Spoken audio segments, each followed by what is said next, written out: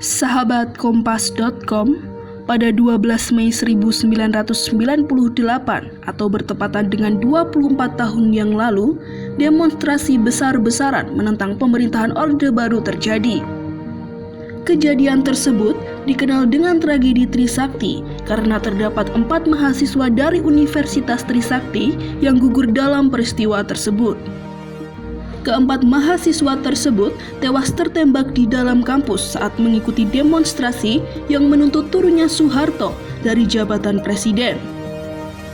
Kekejaman aparat dengan alibi untuk meredakan demonstrasi pada mahasiswa saat itu masih mendapat sorotan hingga saat ini.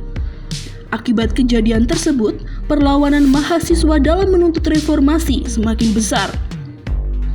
Puncaknya terjadi pada 21 Mei 1998 saat Presiden Soeharto resmi mengundurkan diri dari jabatannya serta menandai akhir dari rezim Orde Baru yang berkuasa selama 32 tahun. Lantas, bagaimana kronologi kejadian tragedi Trisakti dan siapa saja korbannya?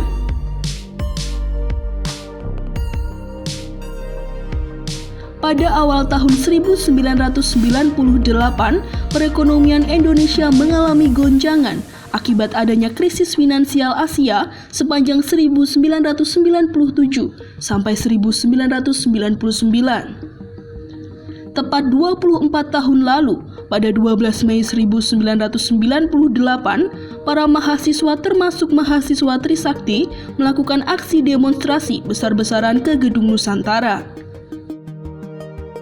Aksi yang dinamai dengan aksi damai tersebut dilakukan mahasiswa Trisakti pada pukul 12:30 siang. Namun aksi tersebut dihalangi oleh pihak kepolisian yang disusul oleh kedatangan militer. Beberapa perwakilan mahasiswa pun berusaha untuk melakukan negosiasi dengan para aparat.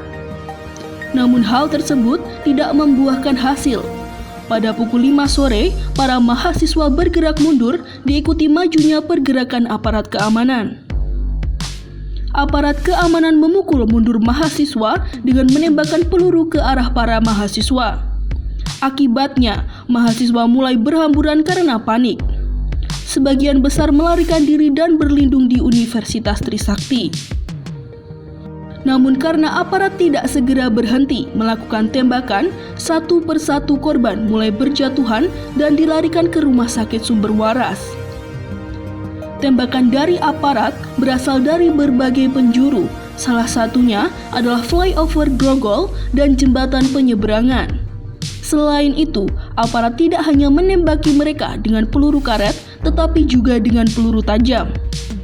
Insiden tersebut menewaskan 6 orang korban dan dipastikan 4 diantaranya adalah mahasiswa Trisakti.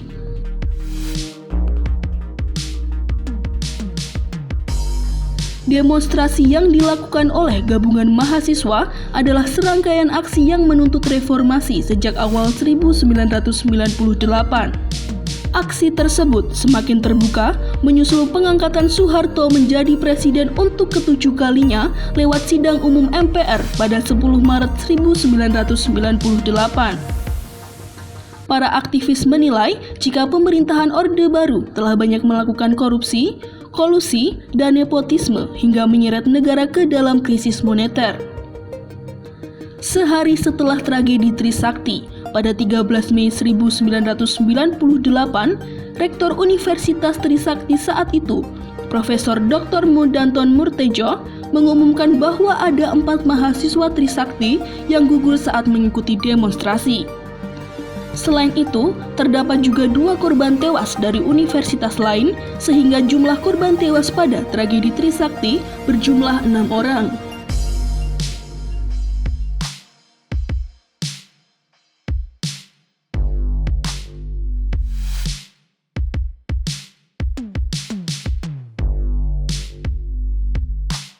Setelah jatuhnya korban tewas dan banyaknya korban luka-luka, pihak berwenang mulai melakukan penyelidikan lebih lanjut. Pada salah satu korban yang bernama Heri Hertanto, ditemukan serpihan peluru kaliber 5,56 mm di tubuhnya. Namun Jenderal Polisi Dipyo Widodo, Kapolri yang menjabat saat itu, membantah jika anak buahnya menggunakan peluru tajam. Kapolda Metro Jaya, Hamaminata, juga menyatakan bahwa polisi hanya menggunakan tongkat pemukul, peluru kosong, peluru karet, dan gas air mata.